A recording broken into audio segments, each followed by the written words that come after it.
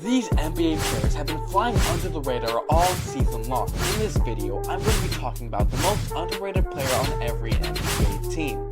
For the Atlanta Hawks, I went with AJ Griffin. AJ Griffin has been one of the most underrated rookies this season. He has such a nice jumper, he can play off ball, he can create his own shot if he needs to. He's also had two insane buzzer beaters this season, which make him better than Michael Jeffrey Jordan. Stop it. Get some help.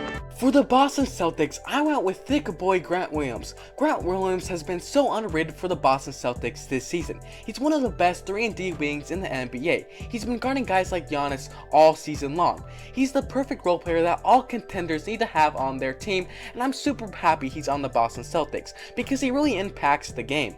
The Brooklyn Nets was a tough one just because they have so many guys you could choose from, but I decided to go with Nicholas Claxton. He's been such a good rim protector for them, he's been averaging 2 blocks a game this season, and he's had an insane field goal percentage, shooting 70% at the rim, which is the best in the NBA.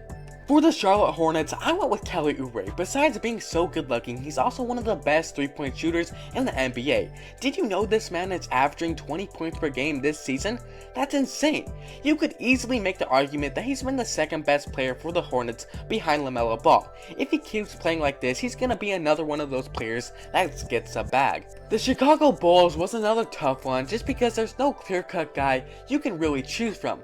I decided to go with Ayo Dosunmu. He's been pretty good for the Bulls this season. He's a pretty good defender for his size. He's scoring the ball a little bit more from last year, but I really wish he would have made a bigger jump in his playmaking because the Bulls could really use it. For the Cleveland Cavaliers, I went with Lamar Stevenson. Lamar Stevenson has been one of the best wing defenders for the Cavs. He's not scared of any matchup and will go at guys like Kevin Durant and Luka. His coach really likes the effort and energy he brings to the court. He just needs to improve his 3-point jumper and he'll be one of the best 3-and-D wings in the NBA. For the Dallas Mavericks, I decided to go with Josh Green. He's been one of the few guys on the Mavs that has gotten better from last season. He's really fixed his jumper, increasing it from 35% all the way to 44%, and he is pretty underrated finisher around the rim. He just doesn't take a lot of 2-point shots. He's also a pretty decent defender for the Mavs. For the Denver Nuggets, I went with the 6'4" center Bruce Brown. He has been so good for Denver this season. He really is the perfect guy to put next to Jokic. He makes good timely cuts to the rim. He is a very underrated shooter, shooting 39% from a clip at the 3-point line. I also really love his D a lot. What do you mean by that? For the Detroit Pistons, I went with Killian Hayes. Ever since Cade went out with an injury, Killian Hayes has stepped it up big time.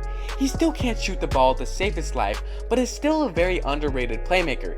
If he can ever fix his jumper and stop knocking people out, he could be a really great NBA player. For the Golden State Warriors, I went with Dante DiVincenzo. He's been flying under the radar all season long.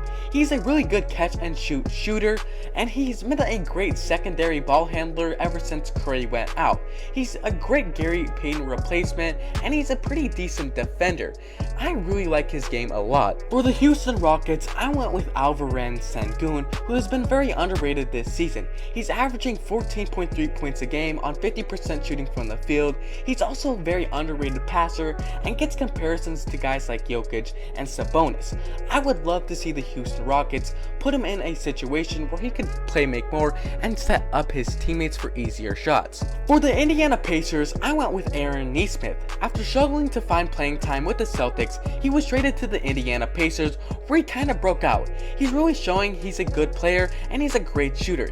He can even create his own shot at times. If the Pacers keep developing him, he could turn into a really good NBA player. For the Clippers, I went with Ivica Zubac. He's been underrated for the past couple of years now. The Clippers love to play small ball, so sometimes he doesn't get a lot of playing time, but when they need a big man to grab rebounds, Ivica Zubac is there for them and he's ready to step it up. This season he's averaging a double-double, which is super impressive and has put up some crazy stat lines. For the Lakers, I went with Austin Reeves, and yes, I know, Laker fans like to hype him up a little bit too much, but he's still underrated in the rest of the NBA world's eyes. He's a great shooter for the Lakers and is a decent ball handler, and is a very underrated defender.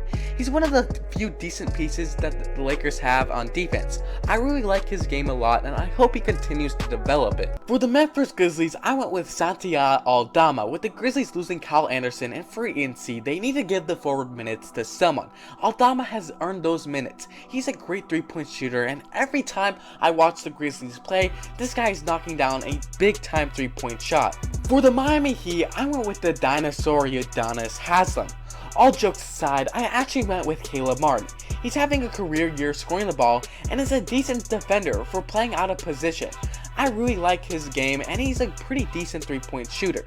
For the Milwaukee Bucks, I had to go with Javante Carter. It's crazy to think Javante Carter is having his best season in the NBA after being cut last year by the Nets. Javante has been a solid piece for the Milwaukee Bucks off the bench.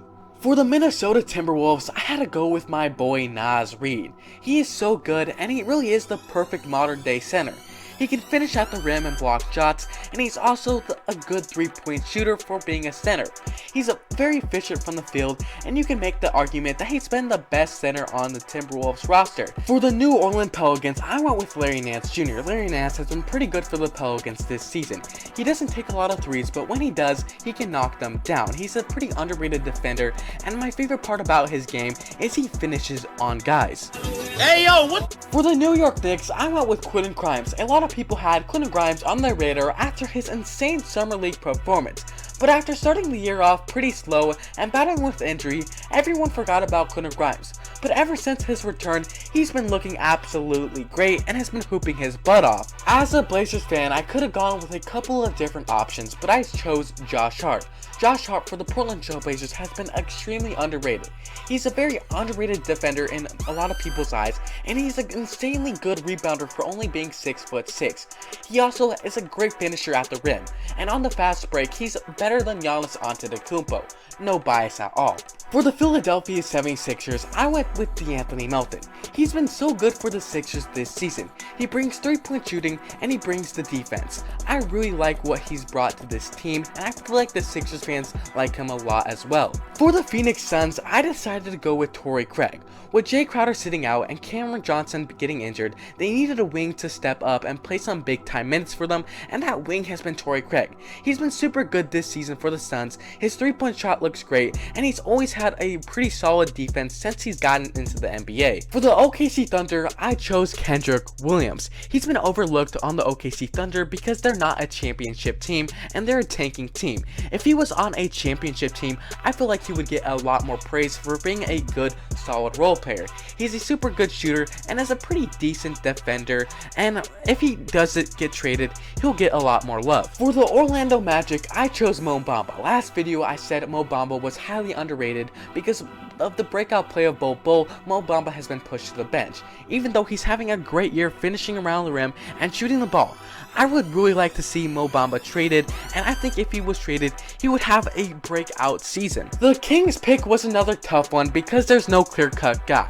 I decided to go with Harrison Barnes because he's been pretty underrated his entire career. He is a great vet for the Kings and can mentor guys like Keegan and teach them the elite ways of the 3-and-D wing. For the Spurs one, I decided to go with Josh Richardson just because he's been a journeyman his entire career. He's been a decent NBA player, but because he's on a tanking team, he doesn't get talked about at all. He's a good shooter, a pretty solid defender, and I would love to see him on a contending team soon. The Raptors are another one of those teams that don't really have a clear-cut guy you can go for. After doing some digging, I decided to go with Chris Boucher. Over the past couple of seasons, Chris Boucher hasn't really been talked about a lot because of his three-point jumper kind of falling off. But he's still a good NBA player, he's still a great backup center, and he's still very underrated. For the Jazz, I decided to go with Malik Beasley. Malik Beasley started off this season on fire. He was shooting the ball like crazy. He was making a case for Sixth Man of the Year. But after cooling off a bit, he's kind of been in a struggle bus as of late. But if he can catch on another hot streak, I think he has a real chance to win Sixth Man of the Year. For the Washington Wizards, I went with Daniel Gafford. He's a really good backup center who doesn't get talked about a lot. He's great at catching lobs and finishing at the rim. I think he's shooting an insane 70% from the field, which is pretty good for a center. I really wish the Wizards would get a playmaking point guard to really set him up more.